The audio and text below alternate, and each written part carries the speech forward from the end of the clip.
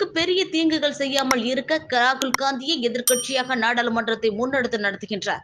கரூர் எம்பியாக வெற்றி பெற்ற ஜோதிமணி புதுக்கோட்டை மாவட்டம் குளத்தூரில் பொதுமக்களிடம் நன்றி தெரிவித்து பேச்சு. கரூர் நாடாளுமன்ற தொகுதிக்குட்பட்ட விராலிமலையில் உள்ள பல்வேறு பகுதிகளில் கரூர் திமுக காங்கிரஸ் கூட்டணி கட்சியில் வெற்றி பெற்ற எம்பி ஜோதிமணி பொதுமக்களை சந்தித்து பேசினார்.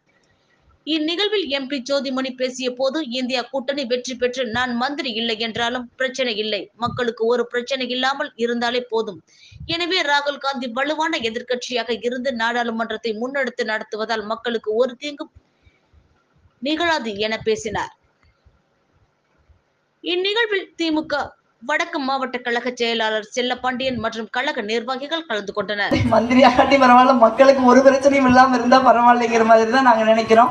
இருந்தாலும் நம்ம ஒரு வலுவான எதிர்க்கட்சியா தலைவர் ராகுல் காந்தியே நாடாளுமன்றத்தை முன்னின்று நடத்துறாரு. அதனால மக்களுக்கு ஒரு பெரிய தீங்கு அவங்க செய்யாத மாதிரி நம்மளால காப்பாற்ற முடியும் நம்பிக்கை நமக்கு இருக்கு.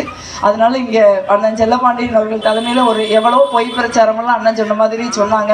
நிறைய பணம் செலவு பண்ணி நமக்கு எதிராக பொய் பிரச்சாரம் பண்ணாங்க. நமக்கு அதையெல்லாம் எதிர்த்து பண்றதுக்கு பணம் கிடையாது.